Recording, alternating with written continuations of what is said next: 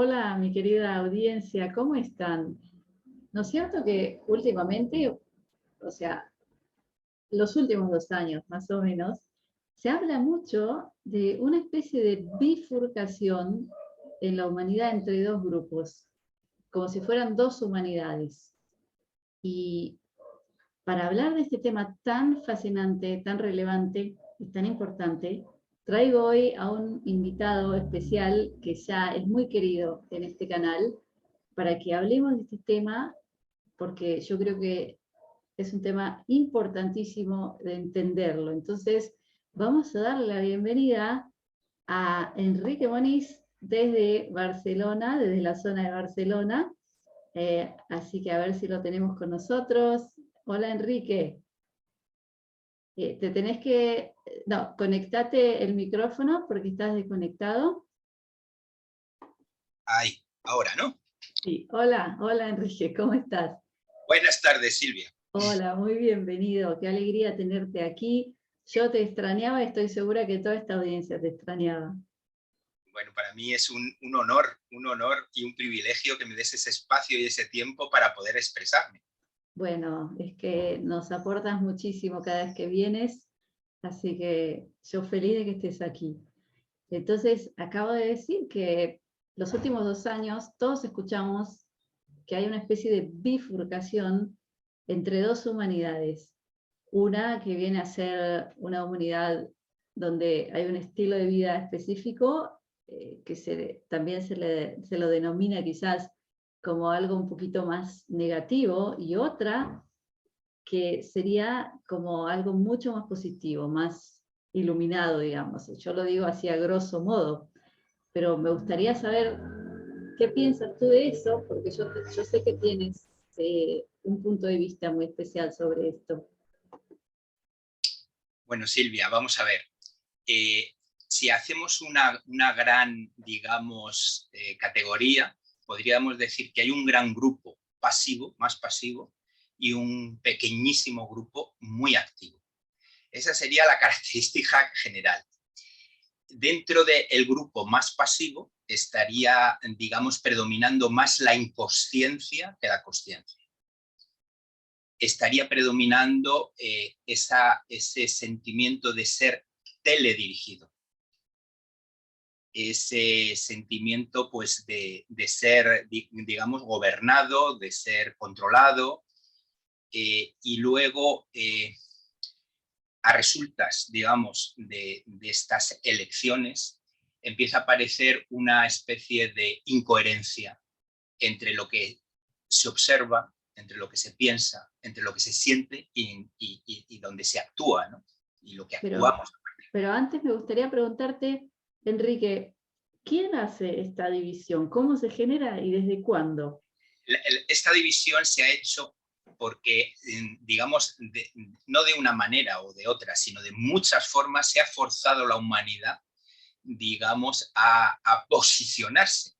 Y posiblemente, digamos, el motor principal sea esa aceleración y esa demanda de, digamos, de esos imperativos sanitarios urgentes para todo el planeta. Y eso ha sido lo que ha disparado, lo que ha acelerado una bifurcación que venía sucediendo de una manera muy tenue y ahora mismo pues se ha engrosado, digamos, esos grupos, el gran grupo y el pequeño grupo, digamos, cada vez se están definiendo más debido a esa presión que no solo es sanitaria, es política, es económica, es científica, incluso cultural, incluso cultural. Entonces, esa aceleración, digamos, de esos imperativos, que no voy a profundizar en ellos, que todos los conocemos, ¿no? Esos salvoconductos para viajar, para entrar, para salir, es decir, todas esas maniobras de control, esas estrategias de dominio, de digitalización de conductas, de improntas, de todo este tipo de cosas que ya hemos oído hablar y estamos, digamos, viviendo, pues a raíz de eso es cuando se ha producido esa división.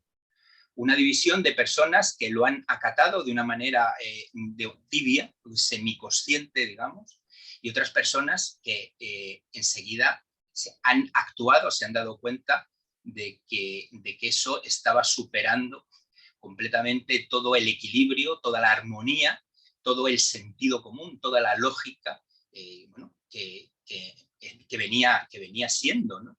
De repente, del día a la mañana, digamos, se estaba haciendo lo contrario de lo indicado, ¿no?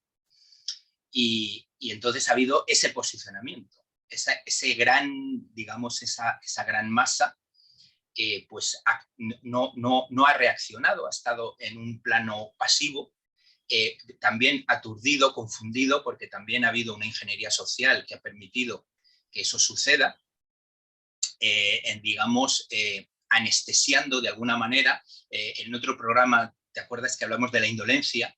Cuando hay unas grandes dosis de indolencia, pues esa pasividad y esa inconsciencia pues suelen brotar con mucha más facilidad. Yo estoy de acuerdo totalmente contigo, que aquí el término principal es pasividad o una actitud proactiva, porque yo creo que tú dices que esto ha obligado a posicionarse, pero a mí me da la impresión que el grupo grande no se posicionó en nada, simplemente sigue estando en la inconsciencia, y otro grupo pequeñito es el que se vio bajo tanta presión, obligado a posicionarse. No sé si me equivoco. No, te explicas muy bien, pero cuando digo, claro, cuando digo el gran grupo se posiciona con esa verdad oficial, con esa doctrina, digamos, de convenio, con ese eslogan del momento, y no solo se han posicionado ahí, sino que lo defienden. Mucha gente defiende eso, ¿no? Y están defendiendo, pues conflictos internacionales, están defendiendo, yo qué sé, tesis científicas sobre cómo funciona el planeta, un montón de cosas, y además no solo se posicionan, sino que lo defienden a capa y espada, en muchos casos. Sí, tienes toda la razón, y es muy interesante porque es como que toda la gente se transformó en experta en temas que no tienen la menor idea de ellos, pero aún así, sin tener la menor idea, son capaces de salir a una cruzada a muerte para defender algo de lo que ni entienden. No sé si me equivoco. Perfectamente, pero es que es así, se han convertido en abanderados de la climatología, se han convertido en virólogos del día a la mañana, y bueno, y están dando pautas y están, bueno, y la verdad es que también esa ingeniería social ha servido mucha información, muchas veces que no está, o sea, que está sesgada, que no está bien, digamos, delimitada, y bueno, y ha servido para dar de comer a muchas personas con unos argumentos prefabricados, que eso es interesante, y que se los apropian. Es decir, digamos, lo bueno de estas cosas prefabricadas es que te las apropias y las defiendes como si fueran tuyas, que es lo que tú has dicho. Exacto. Pero como yo sé que tú eres un gran conocedor del tema verdadero, porque lo que estamos hablando ahora es como un síntoma de algo. Pero yo quiero que tú nos digas qué piensas a nivel espiritual. ¿Qué quiere decir esto que está pasando en la humanidad y por qué? Bueno, pues mira, a nivel espiritual hay dos grandísimas noticias maravillosas las dos. Una que parece mala y otra que es buenísima. Entonces, digamos que en ese grupo grande esas dos noticias no caben. Pero en ese grupo pequeño caben esas dos noticias. Una, aparentemente muy mala, que es que nos han engañado en todo. Nos han engañado todo. Es decir, estos pilares, tanto de la economía, la política, la ciencia, no son esos pilares que deberían tener. Es decir, hay mucha censura, hay mucha desviación, hay mucha intervención en esa información acerca de estos cuatro pilares de la sociedad. Entonces, la noticia que parece mala es que nos han engañado, que en realidad no estamos conociendo la verdad acerca de muchas cosas, de la historia de la humanidad, de toda la tecnología que se ha desarrollado impresionante en el último siglo. Es decir, ya en el siglo XX se han desarrollado cosas impresionantes que cambiarían el planeta en semanas. Pues todo eso se nos ha ocultado, es decir, se nos ha ocultado por una serie de intereses que no tengo que desarrollar porque son intereses creados, los intereses creados de toda la vida, ¿no? Entonces, digamos, eso es como mala noticia, pero es que en realidad, si sabes que eso es así, se convierte en una buenísima noticia. Entonces, bueno, pues te dedicas a buscar, que es lo que hace este pequeñísimo grupo, que son autodidactas, muy activos, se dedican a buscar, digamos, estas verdades, a desvelar estos descubrimientos, estos hallazgos, por otras vías, por otras investigaciones, cotejando otras. Y entonces, bueno, ahora la vida parece que gracias a Internet y gracias a una serie de cosas y de personas que ya están hablando, parece que tenemos otras vías de comunicación para ver que la vida es bien diferente a la vida que nos muestran. Entonces, digamos, eso que nos han engañado en todo, que parece una mala noticia, se convierte en una buena noticia en cuanto lo sabes y tienes la capacidad de buscar, de transformarte en un autodidacta. Totalmente de acuerdo contigo en todo lo que dices, pero a modo superficial parecería que ese pequeño grupo es como el grupo segregado, el que sufre depresión, al que lo dejan afuera en muchas ocasiones, que lo culpan, que lo señalan. ¿Qué podrías decir positivo de ese grupo? Porque que se está llevando encima tanto peso. Vamos a ver. Para mí, ahora me lo preguntes y lo primero que me viene es Platón. La vida sin ser examinada no merece la pena ser vivida. Hay un grupo que examina esa vida y otro grupo que no la examina. Es decir, que para un grupo la vida merece ser vivida porque hay una conciencia plena, hay unas ganas de saber, de indagar, de explorar, de buscar soluciones, de moverse, de improvisar, de sacar ese potencial oculto. Y hay otro grupo que está anestesiado, es más víctima de la indolencia y no hay casi capacidad de respuesta, ni autonomía, ni propuestas, ni iniciativas, etcétera, etcétera. Entonces, lo bueno que tiene este grupo es, si tuviera que resolverlo en una palabra, diría que está vivo, que está vivo.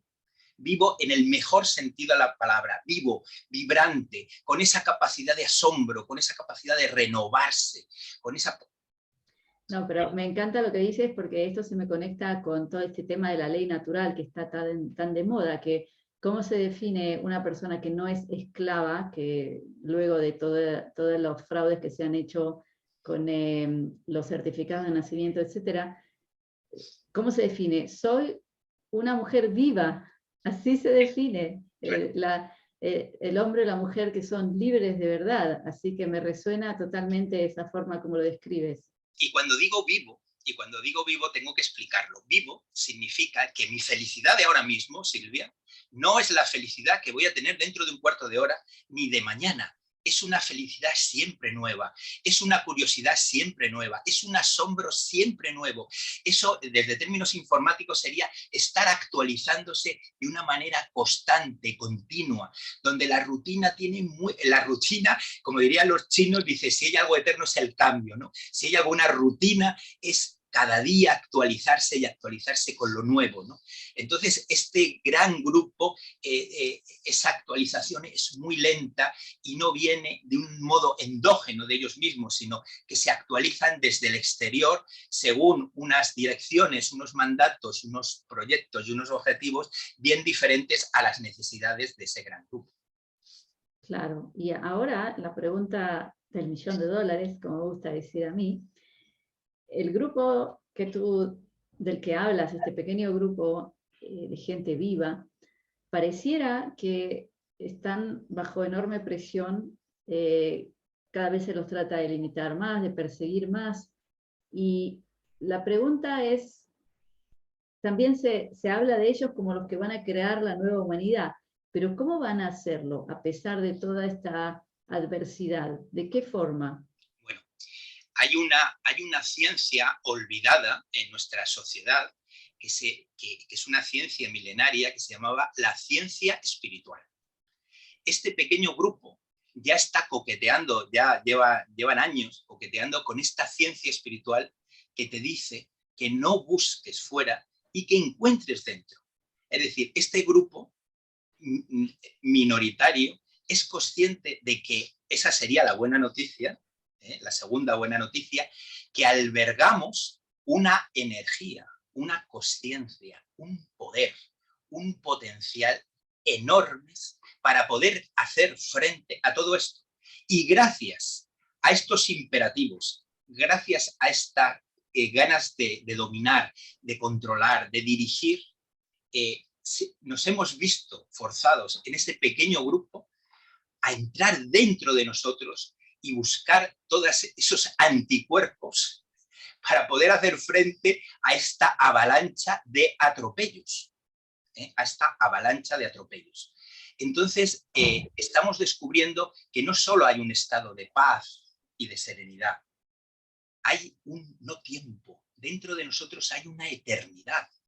Hay un amor que supera con mucho esa cosa emocional. Es la energía del creador en su creación. Es lo que han dicho todos los místicos en todas las épocas y en todas las iniciaciones. Hay algo dentro de nosotros que nos excede, que nos supera con creces. Y simplemente es poner atención, en vez de a esa mente que nos piensa, bajar una cuarta, solamente una cuarta, a ese corazón del corazón, y de repente empezar a ver que hay un manantial que está brotando lleno de armonía, lleno de equilibrio, lleno de ternura, lleno de cariño hacia uno mismo y hacia los demás. Es una energía nueva, es esa renovación continua. Cuando una persona está ahí, vas andando por la calle, y lo digo por experiencia personal y de amigos, te dicen hola, gente que no te conoce te dice hola, hola. Los niños se te acercan y te agarran de alguna manera y quieren jugar contigo. Los perros se van de sus amos y se arriman a ti. Hay algo alrededor de ti que está diciendo ven, ven y participa, ven y celebra conmigo. No es una filosofía, no es una clave poética que llevamos en nuestro interior, es algo que sale, es algo que celebra, es algo que une, es algo muy, muy contagioso. Ahora, quiero hacerte una pregunta práctica, porque me imagino que toda la audiencia se está haciendo la pregunta, ¿seré yo uno de ellos?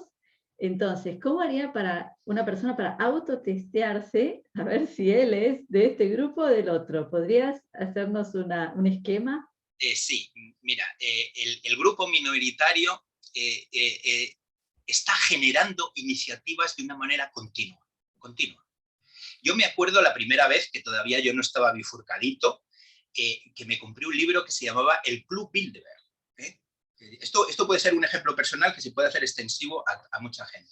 Me compré ese libro de Daniel Stulin, que era un libro que es sosa cáustica, es decir, era todas las intenciones de una élite para la humanidad en estos tiempos. Entonces yo cogí el libro y me compré un cuaderno, tamaño folio, con las páginas en blanco, cogí una pluma con la tinta negra y me puse al lado y cada 2 frases que leía ponía el antídoto en el cuaderno.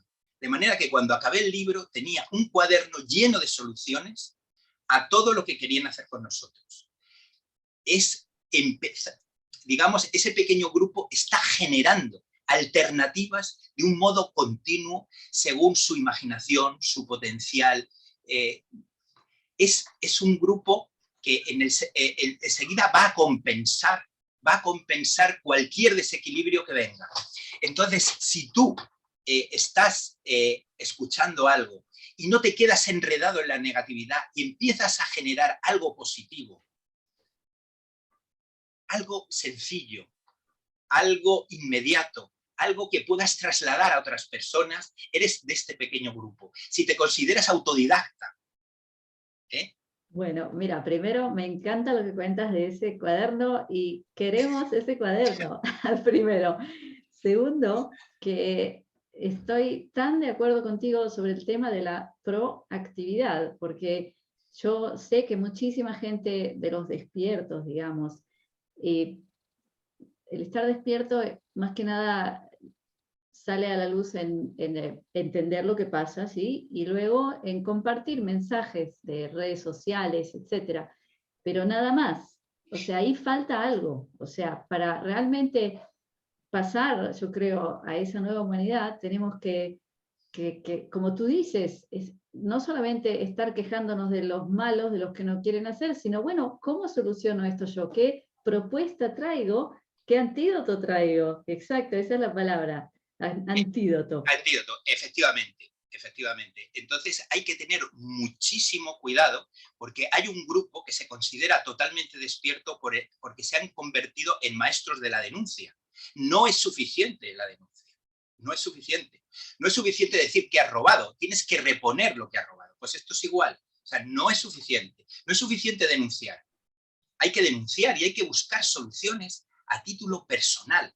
En otro programa, Silvia, me preguntabas, bueno, y a título personal, ¿qué podemos hacer? Y yo me remitía a Gandhi, ¿no? Sé tú el cambio que quieres para el mundo. Empieza a probar en ti, empieza a mostrarle al mundo esas alternativas que quieres para tu sociedad, para tu comunidad, para el mundo. Empieza a encarnar, esa sería la palabra, encarnar. Bueno, pero ahora yo quiero ser bien concreta, porque todo el tiempo nos están presentando, tal como tú dices en el libro ese, el Club Bilderberg, nos están trayendo el menú de todos los horrores que quieren con la moneda digital, que se te va a cancelar tu cuenta si no te portas bien, o sea que vas a tener que pasar de un lado a otro siempre que tengas ese documento digital, o sea, tantas cosas que es como que nos acorralan.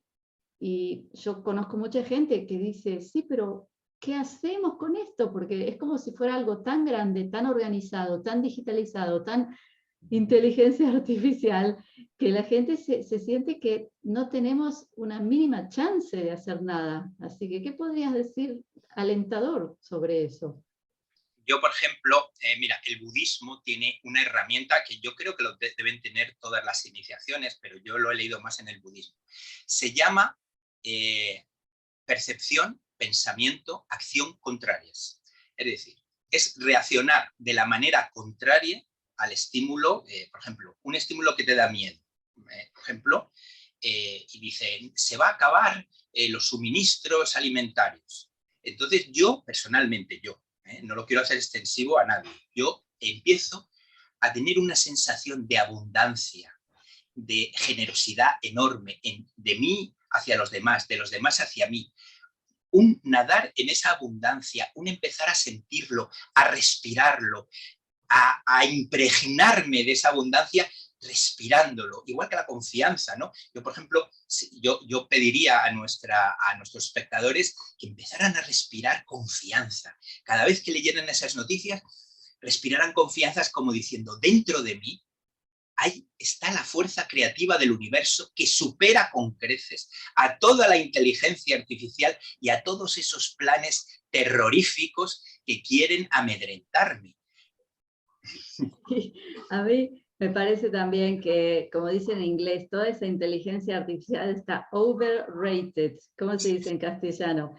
Que Es, está, sí, como fuera de... Sí, está sí, con un sobreprecio, sí, sí. porque yo que en una época de mi vida trabajé en alta tecnología, yo sé que nada que ver, que no tienen lo que dicen, que se hacen un marketing como que wow, que la inteligencia artificial ahora están hablando, hoy leí una cosa muy graciosa, y era que la inteligencia artificial le decía a alguien, tráeme un abogado. Entonces yo me río porque yo sé que eso es mentira, es solo un marketing para que la gente tenga más miedo Claro, pensando que, oh, tienen todo, pero no es verdad. O sea que no, todo lo que describen no necesariamente es así.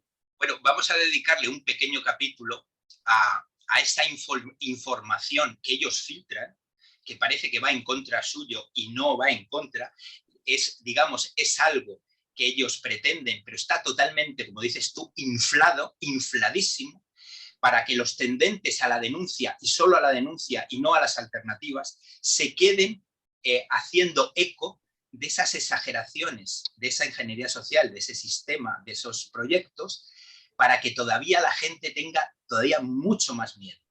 Entonces, primero, el gran grupo no se quiere enterar, es decir, no hay ningún problema, pero los que quieren enterarse de algo, de repente se dan cuenta que están maniatados, paralizados, porque el poder es tan omnipotente que no hay nada que hacer contra esa gente. Ellos saben que si filtran una noticia totalmente exagerada, como le llamamos en España, ir de farol, es decir, exagerar muchísimo esto les viene muy bien. Entonces nos damos cuenta que muchas de las noticias que ellos filtran, que parece que van en su contra, son suyas, están totalmente manipuladas, infladas, son mucho más terroríficas y están para ver qué daño pueden producir en esa gente que se ha atrevido a querer despertar.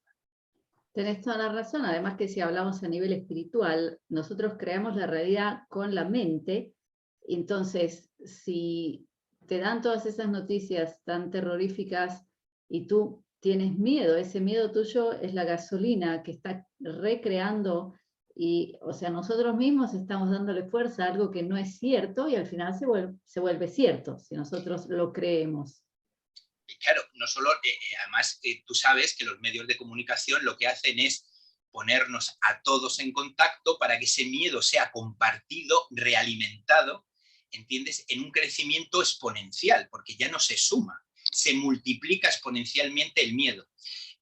Un señor que se llamaba, discípulo de Freud, precisamente se llama Wilhelm Reich, hablaba de las mareas emocionales, que nadie habla, nadie, yo me dedico a difundir este término, mareas emocionales. Quiere decir que se mete miedo a las sociedades, a las grandes sociedades, sobre todo de las grandes ciudades, y hay una contaminación de miedo, de negatividad y de culpa que contamina mucho más que el óxido nitroso, que las calefacciones, que las microondas, que todo. Ese miedo te cala la médula ósea a un nivel energético inconsciente que es muy difícil de defenderse. Tienes que estar tan bien arraigado, tienes que tener tan claro tus objetivos, tienes que tener ese mantenimiento, esas actualizaciones tan actualizadas, valga la palabra, para que esa marea emocional no te dañe. Ahora mismo las grandes ciudades no hace falta ese derrotismo, está en el aire, está en el aire. Entonces hay que saber que hay una contaminación que se llaman mareas emocionales y que hay que tener mucho cuidado. Ellos saben que una ciudad como Madrid o como Barcelona, de millones de habitantes, con ese miedo, esa negatividad y esa culpa, cualquier cosa puede anidar, cualquier exageración puede florecer. Entonces, me gustaría que las personas que nos están escuchando y que nos están viendo sean conscientes de que en las grandes ciudades hay una contaminación emocional grande, que puede ser, digamos, neutralizada simplemente conocer que existe, eso ya es un mecanismo de neutralización muy grande, y luego el vivir dentro de un cuerpo sensible.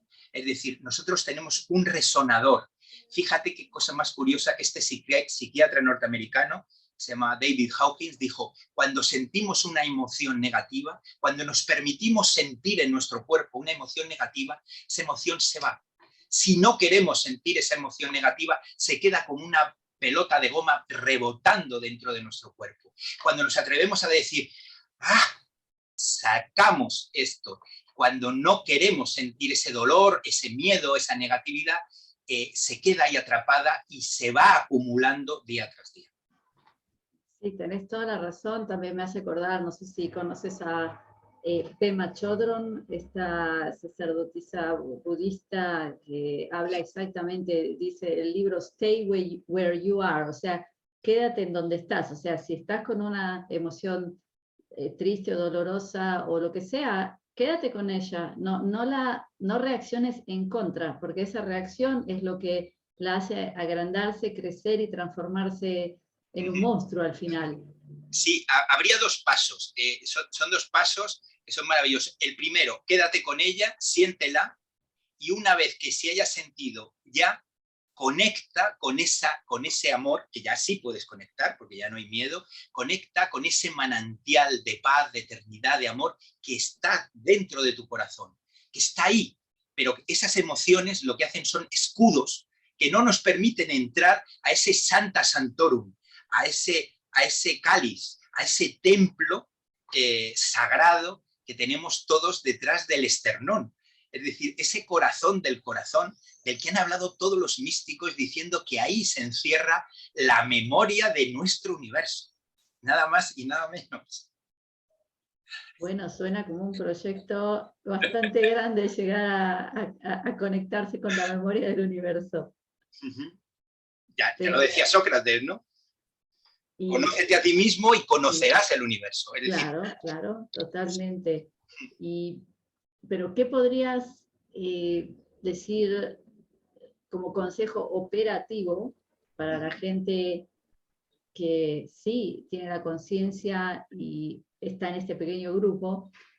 ¿Nos podrías describir quizás el futuro de ese grupo después de que se pasa toda esta ola, esta locura? Pues el futuro de este grupo, esto no son absolutismos, son tendencias. Voy a hablar de tendencias. La tendencia general es hacia la autosuficiencia, en general. Autosuficiencia en todos los aspectos.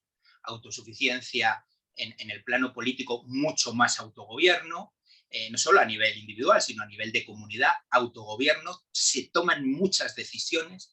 Estos gobiernos son muy, muy horizontales y muy participativos, como eran las tribus antiguamente. Hay una cosa neotribal que encima se puede apoyar en toda la tecnología y hacerlo todavía más maravilloso, es decir, emplear, no se trata de rechazar una tecnología y quedarse en lo tribal, se trata de trenzar de una manera amorosa esa tecnología con esa tribalidad, ¿no? Si puedo agregar algo, me encanta lo que dices porque, por ejemplo, tú sabes que yo tengo un canal de finanzas que hablo también de criptomonedas, de Bitcoin, no de ninguna otra porque no me interesa ninguna otra, pero hay un concepto nuevo que se llama DAO, que es la tecnología que quiere decir Decentralized Autonomous Organization, quiere decir organización autónoma descentralizada, o sea que ya existe tecnología que permitiría que la gente pueda votar, o sea, ser parte de un proyecto, de una comunidad, de lo que sea, y ser parte de la directiva, todos, o sea, ya la tecnología existe. Lo único que, por supuesto que esto destruiría todos los que son los gobiernos centralizados.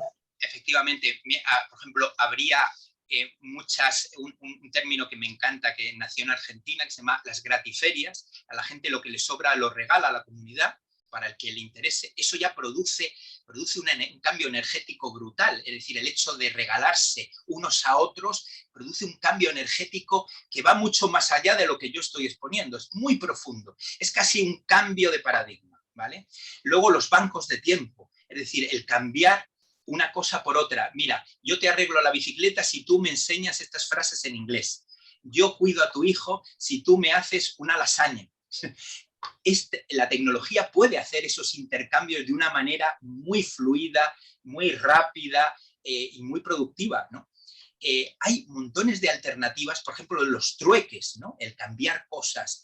Hay montones de cosas, ¿no? Por ejemplo, otro gran salto, debido también a las tecnologías, es el desarrollo de esa casta autodidacta, súper activa, horizontal, que se ayudan unos a otros, que son autodidactas, enseñando autodidactas, y estos autodidactas en todos los aspectos están empezando a nacer nuevas personas renacentistas, gente que no distingue entre la ciencia y la poesía. Es decir, estamos volviendo a unir lo que el hombre con tanto esfuerzo ha separado. Bueno, primero quiero comentar de lo que dijiste del banco de tiempo, que me parece un punto clave, porque de nuevo, volviendo al tema de finanzas, ¿qué es la inflación? Eso de imprimir dinero del aire o también dar préstamos, etcétera. Eso es robarle el tiempo de vida a la persona. Eso es la inflación, porque si una persona trabajaba X horas para comprar lo básico de su familia y se genera la inflación, ahora tiene que trabajar el doble. Entonces le están robando su tiempo de vida, que ese es el valor más precioso que tenemos.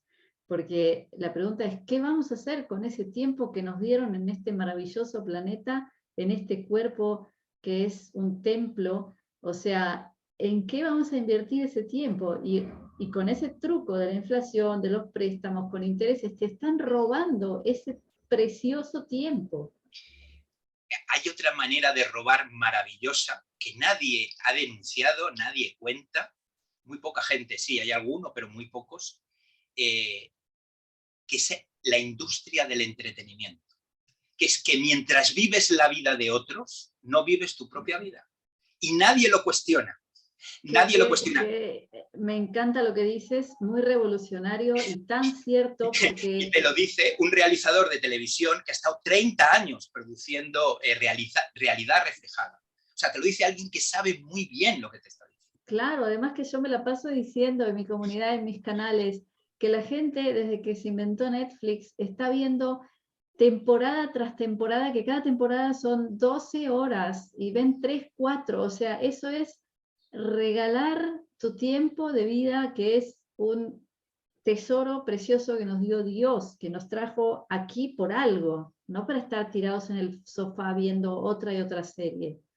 Yo le pregunté a mi intuición, ¿dónde está el mal en esta época? Y entonces me decía, ¿están en los ejércitos? No. ¿Están en las políticas? No. ¿Están en las economías? No. Y digo, entonces, ¿dónde están? Dice, en la industria del entretenimiento, donde nadie lo va a buscar.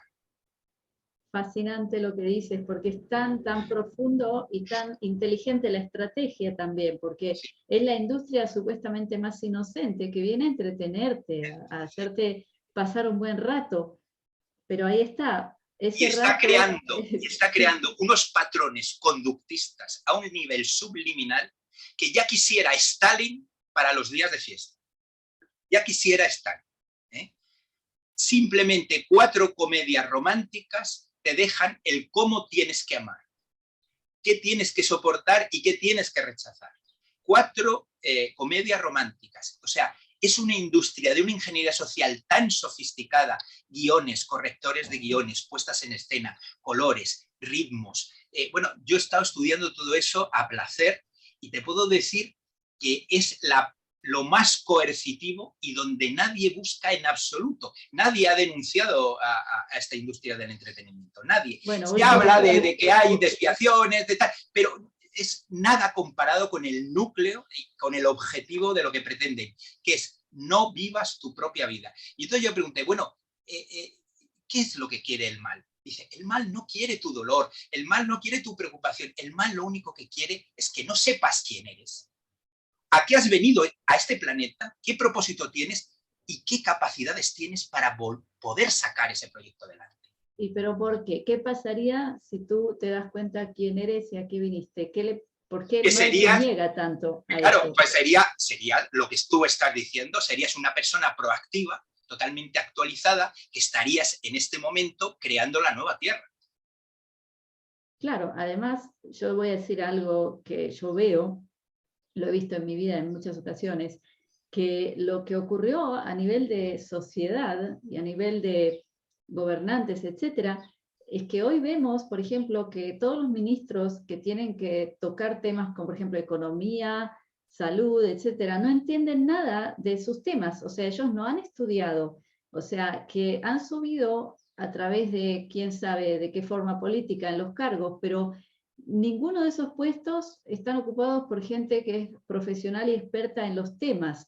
Entonces, lo que yo entiendo es que ese mal tiene mucho miedo a esa gente proactiva, consciente, actualizada, porque hay gente mucho más talentosa en todo. Claro, claro. Y otra de las cosas que mucha gente del gran grupo no sabe es que, por ejemplo, ya no hay soberanía a nivel económico ni soberanía a nivel político. Es decir, son dictados que vienen a saber de dónde vienen y que se van a ejecutar por unas personas que son servomecanismos. Son mecanismos que son activados a distancia, son activados por una consigna. No se les puede pedir esas responsabilidades porque no las tienen. Y ese gran grupo es lo que tiene que saber, que tenemos políticos que no mandan, tenemos economistas que no administran, que tenemos científicos que no pueden hablar. No solo eso, por ejemplo, ya como tú hablas del tema de la comunicación y de televisión, etcétera, todos los noticieros, por ejemplo, de finanzas, hasta hace poco decían que todo maravilloso, que después declaraban que no iban a subir las tasas de interés, que no hay inflación, que no nada, y de golpe todos empiezan a hablar de que se viene toda la bolsa al diablo y que la inflación sube al cielo, o sea que es una ridiculez lo que uno ve. Entonces, este pequeño grupo lo que ha aprendido es a desautorizar, que sería la palabra, desautorizar todas esas voces y no puede decir, hacerles responsables porque sabe que su puesto, incluso su vida, se debe a obedecer esa consigna. ¿Y cómo se desmantela esto, Enrique? Bueno, se desmantela, el primer desmantelamiento humano es poner consciencia a lo que ocurre. Es una gran parte del desmantelamiento. Tú no puedes desmantelar algo que no sabes que está produciendo un daño y cómo es ese daño. Si no se pone consciencia, luego, decía Marco Aurelio, dice, a ti te pueden insultar, pero tú eres libre de reaccionar como quieras. Esa libertad de reaccionar como nosotros queramos es una grandísima clave para ese pequeño grupo que ha optado por buscar el lado fresco de la almohada. Sí, pero te voy a hacer una pregunta que yo creo que es muy actual y a ver cómo sales de esta. A ver. Si uno va por la calle en ciertos lugares del mundo, en cierto momento, y no te pones el trapo sucio en la cara, puede venir un oficial y golpearte, darte una multa. Entonces, ¿cómo sales de esa? Porque también existe la fuerza bruta. Bueno, pues está este señor que escribió este libro impresionante que se llama El hombre en busca de sentido, que lo escribió en un campo de exterminio, y eso es más que la mascarilla, era un campo de exterminio, donde cualquier cosita te pegaban 2 tiros y no había ningún otro planteamiento. Y es sentir en ese cautiverio, en esa presión, una libertad interna, que es la que está, digamos, pregonando a lo largo de todo este programa. Es decir, somos libres de reaccionar, pero yo invito a la gente no a que lo comprenda y a que se fascine por estas palabras, sino a que haga la prueba, a que haga el experimento, a tener la mascarilla y verse en un valle lleno de flores, con los Alpes al fondo, respirando unas oleadas de oxígeno, sentirse libre y respirando a pleno pulmón con la mascarilla puesta. Vamos a ver qué pasa si hay una disonancia entre la mascarilla y cómo nos sentimos con la mascarilla. Si no logramos esa libertad interior, olvídate de poder presionar hacia afuera. Por ejemplo, sabemos que todo ese poder impresionante que nos quieren convencer solo puede actuar con gente que está desconectada, que está inconsciente, que está teledirigida, las personas autodirigidas, autoactualizadas, no van a ser presa, digamos, de esas consignas y de esas cosas. Haremos lo que se llama en España el paripé, haremos que hemos caído, pero no vamos a hacer. Es decir, era como en España los conversos, ¿no? Los falsos conversos. Decían, sí, yo me convierto al catolicismo y yo sigo con mi propia religión. Es así. Es decir que sí, pero luego no. Claro, pero vamos a hablar ahora de algo concreto, porque tú dices, vamos a imaginar con el trapo sucio que nos está tapando las vías respiratorias, que estamos en los Alpes respirando aire puro, pero no lo estás respirando, o sea, eso te está haciendo un daño tremendo que te puede generar cáncer, el estar mucho con el trapo sucio en la cara. Entonces, ¿cómo se soluciona el aspecto físico de todo esto? Claro, primero, bueno, no exponiéndose, haciendo unos servicios mínimos, es decir, donde me exijan mascarilla voy a estar el menos tiempo posible y voy a estar el máximo tiempo posible en los sitios que yo no pueda llevar mascarilla. Es decir, hace falta ahí crear una economía vital. Yo, por ejemplo, yo la creé, yo dije, mira, yo no voy a bajar a Madrid porque me van a exigir tal, yo no voy a entrar en tal zona y voy a encargar la comida en estos días, la voy a encargar por teléfono o por vía internet. Es decir, me voy a librar de una serie de cosas. Voy a caminar por el bosque con una serie de personas que no me van a exigir mascarilla. Es decir, tienes que crear como una economía vital muy bien organizada, muy bien pautada, para que minimizar, a lo mejor no se puede evitar, pero sí se puede minimizar el daño. Yo, por ejemplo, llevaba una mascarilla que era de tul, que es como una especie de gasa, que estaba homologada, que bueno, ahí no es que entrara un virus, ahí podría entrar cualquier cosa, pero yo llevaba una cosa y a todo el mundo se quedaba muy contento. He ido en aviones, he ido en AVE, tal, con mi mascarilla y nadie me ha dicho absolutamente nada y ahí entraba el aire a raudales. Porque hay que saber que el virus entra por una mascarilla normal, otra grande, entra por cualquier sitio. Claro, claro. Eso ya se sabe, o sea que no. Claro, como no estamos, como estamos en el mundo de la ridiculez, ya sabemos que claro. que no sirve ninguna de ellas. No, no pero sirve. bueno. Bueno, y eso se sabe, ya está científicamente probado, y bueno, bueno, se queda eso como reconocieron mucho, ¿no? Que es más una medida política que sanitaria. Bueno, pues ahí está. Ahí está. Pero yo me di con esa gasa, que es maravillosa porque calma a todo el mundo. Me ven con algo así, con una gomita, y dicen, qué bien, qué protegido me encuentro. Pues, genial. Yo respiraba a raudales. Puedes hacer montones de trucos. Por ejemplo, este país, España, es un país de mucha picaresca. Aquí se han desarrollado unas cosas impresionantes. Claro, y al final te hace ser muy creativo, porque Sí, muy. porque Sí. primero uno tiene que tener sus prioridades y decir, mi prioridad es mi salud y mi integridad emocional. Entonces, yo voy a tomar decisiones para respetarlas. O sea, y ahí eso va a hacer que uno tenga que convertirse en mucho más creativo para buscar soluciones. Vamos a ver, ese pequeño grupo del que estamos hablando, si se caracteriza por algo, es por dos cosas. Primero, la responsabilidad, que es capacidad de responder a lo que te están haciendo. Responsabilidad, capacidad de respuesta a lo que te están haciendo. Y luego lo que va a continuación, esa capacidad de respuesta tiene como base de operaciones la creatividad. Fantástico. Entonces yo creo que ese autotest tiene que ser, si yo estoy sentado viendo Netflix, X, ya no pertenezco. Claro, bueno, hay otro test, hay otro test que a ti te va a gustar mucho por la línea que llevas. Vamos a ver, nosotros somos consumidores, ¿vale? Consumimos muchas cosas, consumimos libros, películas, comidas, objetos. Bueno, pues eso tiene que estar en un claro equilibrio con lo que producimos. Tiene que haber un equilibrio entre lo que consumimos y producimos.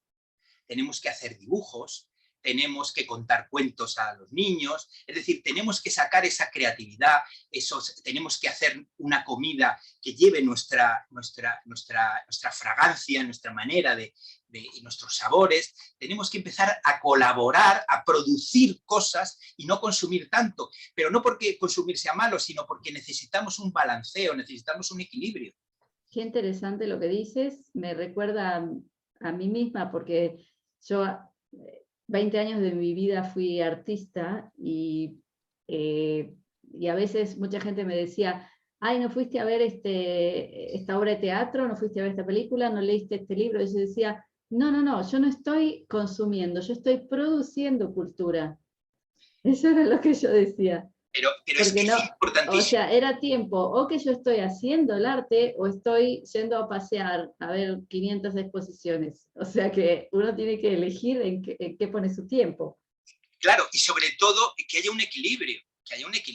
La gente tiene un 90% o 95% de consumo y un 5% mínimo de producir. Y eso no es así. No es así. Además, es que eso ataca la salud.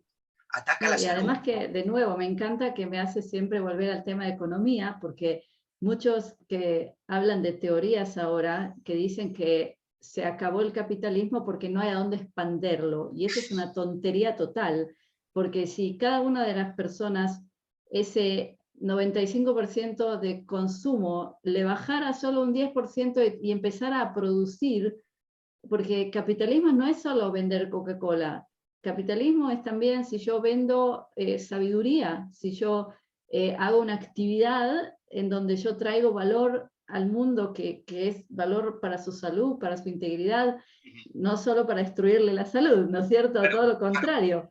Entonces, si solamente un porcentaje de toda la gente pasiva empezara a hacer de su tiempo productividad, ahí estaríamos, pero en una expansión económica maravillosa. Y me encantaría hablar ahora de un milagro que tampoco se habla en Occidente de esa manera. La antigua China sí lo contemplaba. Decía que hay un milagro para la salud y ese milagro para la salud es hacer entrar al cuerpo en aprendizaje. Qué hermoso, nunca oí eso, me Dice, encanta. en el aprendizaje están todos los órganos implicados. Está el oído en el riñón, está la vista en el hígado, está el sentir en el corazón. Todos los órganos están implicados en el aprendizaje. Cuando una persona entra en aprendizaje, está renovando a todos los niveles su organismo. Entonces, en vez de consumir tanto, hacer entrar en el cuerpo en aprendizaje, un deporte, una destreza, una artesanía, un arte, una danza, un canto, una expresión, una poesía, entra el cuerpo en ese aprendizaje y es una maravilla, es decir, la salud, porque, como dicen los chinos, en el aprendizaje no puede haber enfermedades. Qué belleza, es algo nuevo que me cuentas, pero se me conecta todo con lo que enseñamos con Loli Curto, porque en nuestros cursos está el tema de lo que dices, que problemas de audición vienen del riñón y la gente ni lo sabe, que se puede curar también problemas en los ojos, en la vista, se puede curar todo a través de curar el órgano. Sí, sí. No, me encanta lo que dices, fascinante.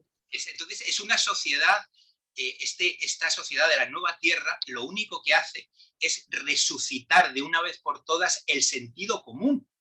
Ese sentido común ocultado de todas las maneras posibles. Entonces, esto que estoy contando, pues tiene 5.000 años, está totalmente codificado en el taoísmo y se explica muy bien.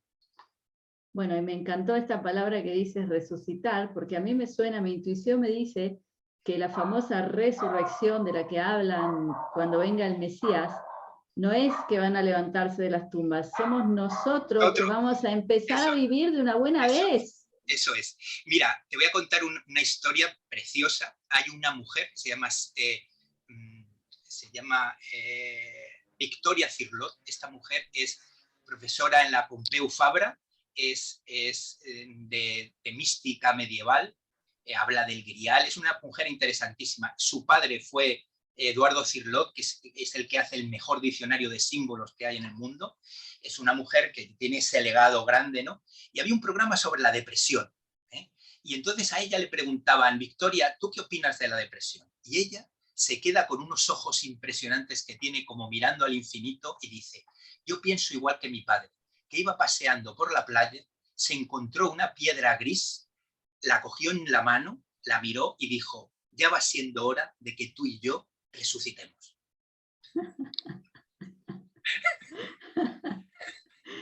No, yo estoy totalmente convencida que la resurrección es que la humanidad empiece a vivir, porque el 95% no vive.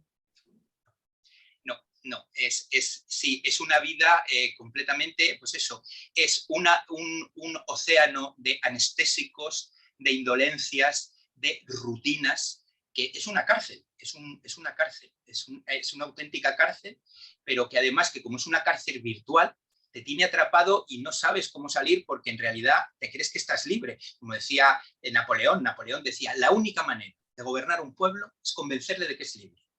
Eso ya lo han hecho. Puedes elegir entre comprar el periódico El Mundo o El País. Imagínate la libertad tan impresionante. Claro, hoy, puedes elegir ponerte esta de esta empresa o aquí esta o en el brazo otra. izquierdo o en el brazo derecho. No me digas que no es libertad, porque eso es libertad. Es una libertad muy, muy acotada, pero es libertad. Bueno, Enrique, la verdad que podría seguir hablando contigo horas y disfruto enormemente todas las conclusiones, todo lo que surge aquí en esta conversación. Pero quiero dejar ganas de más a esta audiencia, además que seguramente van a tener muchísimos comentarios, muchísimas preguntas. Y bueno, me gustaría que des, a ver, un tip a la gente que se siente ahora y se da cuenta que todavía no está en ese grupito. ¿Qué puede hacer para tener más conciencia, para empezar a ser más proactivo y empezar a crear? O sea, algún tip.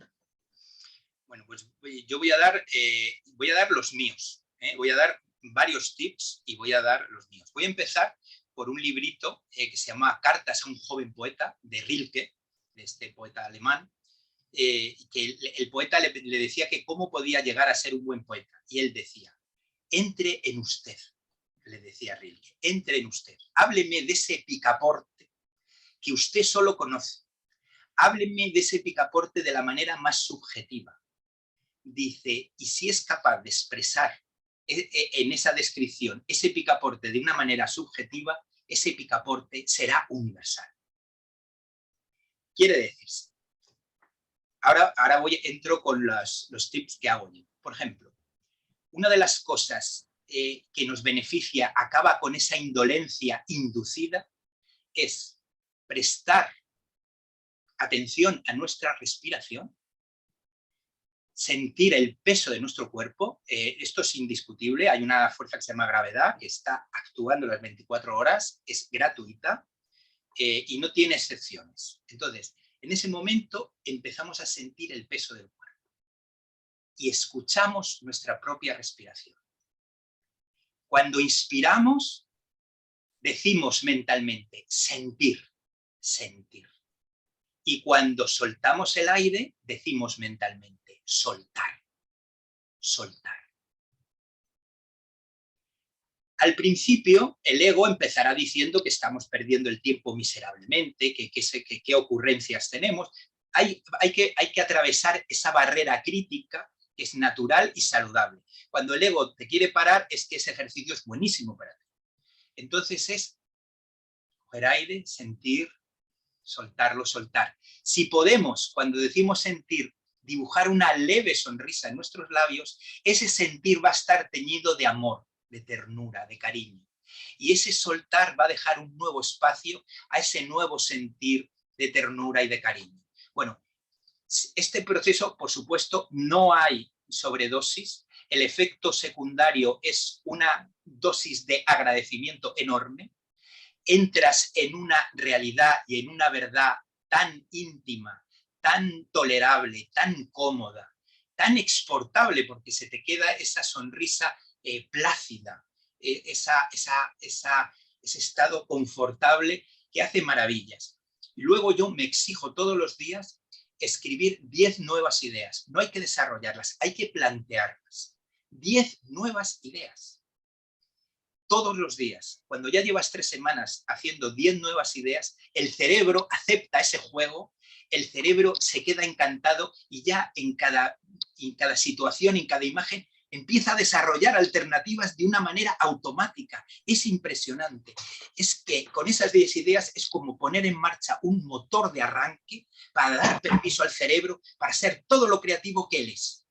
10 ideas diarias. Y luego hago otra cosa que se llama sexo entre palabras, que es coger 2 palabras que yo amo y ponerlas juntas a ver qué hijo tienen. Por ejemplo, bueno, a ver, danos un ejemplo. A ver. Iluminar. Iluminación y mirar. Iluminar, que es iluminar con tu mirada. Cuando miras a otro y lo iluminas. Cuando pones todo ese amor, todas esas ganas de agradar en tu mirada y el otro le alcanza esa mirada y lo transforma. Iluminar. Hay a veces que pueden ser de tipo semántico, hay a veces que pueden crear, digamos, yo qué sé, instrumentos, hay a veces que pueden crear objetos, situaciones, funciones diferentes. Es coger 2 palabras y ver que al ponerlas juntas pueden producir algo nuevo. Bueno, quiero proponer un reto a esta maravillosa audiencia. Varios retos. Primero, el que quiera hacer ese ejercicio de sentir, soltar, que lo haga y vuelva al video y escriba en el comentario cómo se sintió. Segundo, el que quiere proponer 10 ideas, a ver en los comentarios. Y tercero, ¿quién se le ocurre una combinación de palabras interesante como iluminar? Así que ese es un reto para esta audiencia. Quiero verlo abajo en los comentarios. Bueno, me encantaron los 3 tips que diste. Yo creo que ya diste mucho que le va a hacer muy bien a la gente, los que lo hagan. Y bueno, Enrique, a mí me dejaste llena de inspiración de toda esta charla. Un placer, un verdadero placer, y además te tengo que decir algo a nivel subjetivo, que me inspiras mucho, me das mucha fuerza, tienes ese poder de la escucha que es mucho más activo de lo que la gente cree. Gracias, gracias. Bueno, inspirar a una persona como tú, entonces para mí eso es un gran, gran elogio. Muchas gracias, me encanta saberlo. Así que bueno, prepárate para que yo te traiga otra vez, ¿eh? Siempre listo. Bueno, querido Enrique, entonces, gracias por este tiempo tan bendecido que nos diste, con todas estas perlas de sabiduría y con tantos tips prácticos, porque eso es lo que necesitamos ahora, también saber qué hacer, no solo quedarnos en la teoría. Así que bueno, espero los comentarios de todos, de los 3 retos. Entonces, mi querido Enrique, te mando un abrazo enorme y bueno, nos veremos próximamente. Así.